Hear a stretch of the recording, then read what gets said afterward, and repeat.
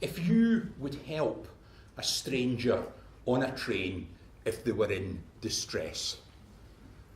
That is admirable. But I have one word advice for you. Don't. Contest chair. Ladies and gentlemen, I was on my way to a conference. I had treated myself to a first-class train ticket from Glasgow to London. The complimentary beverages had taken their toll and prompted a trip to the toilet.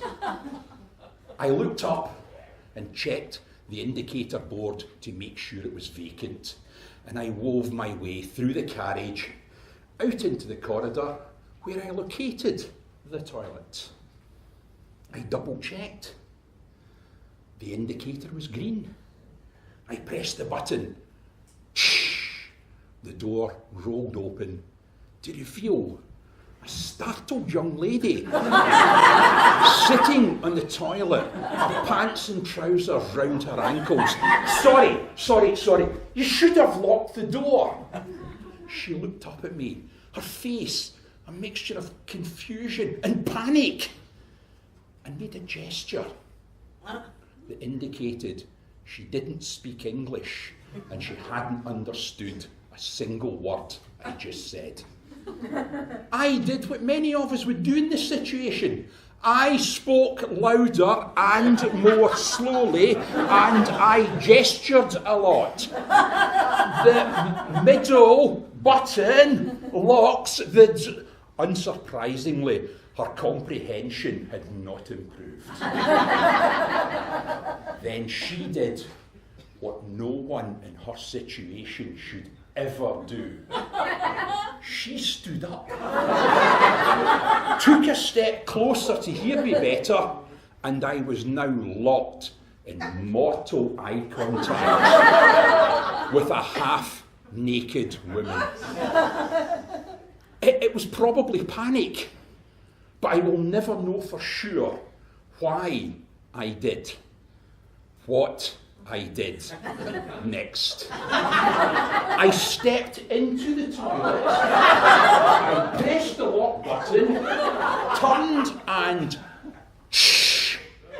before I could step outside, the door rolled closed, locking us both in that tiny train toilet.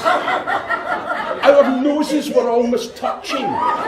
The eye contact was unbearable. I had to break it. I could have looked up. I could have looked left. I could have looked right. But no. With a big, stupid, cheesy, apologetic grin in my face, I looked down. It took a second or two before I realised my mistake. When I looked back up, all trace of confusion was gone from her face, leaving only panic. She turned away from me and bent down to pull up her pants and trousers, thereby thrusting her bare bottom into my groin. You know, if I'm really honest, I was having mixed feelings at this point. I stepped back. My bottom hit the button. And there, framed in the doorway, was a rather angry-looking young man who I later discovered was her husband. She screamed, stood up, letting go of her pants and trousers, turned round and waddled across the toilet, slammed the lock button. Her husband disappeared. Just as the train lurched. To stop herself from falling, she grabbed the only thing she could reach, me.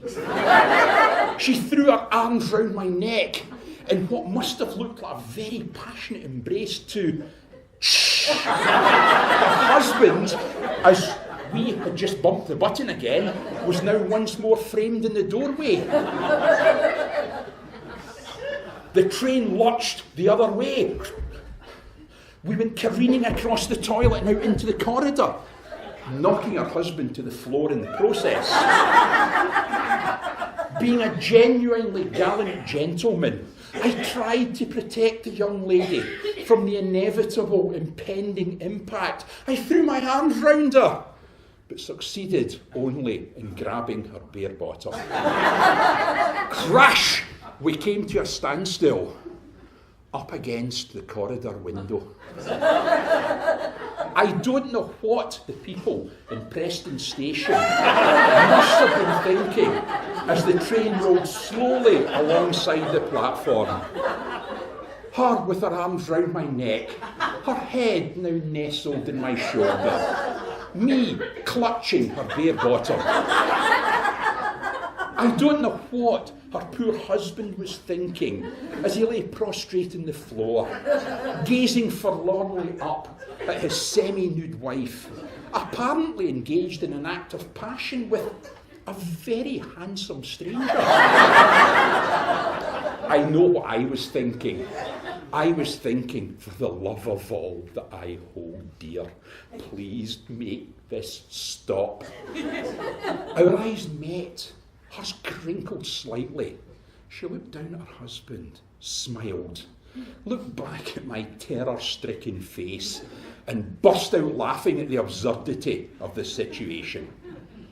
With a sigh of relief, I extricated myself from our awkward embrace, stepped over her prone husband, and walked to the toilet at the other end, all the while silently giving myself the same piece of advice that I now give to you. Ladies and gentlemen, no matter how altruistic you are, no matter how much distress they are in, please never attempt to help a stranger on a train.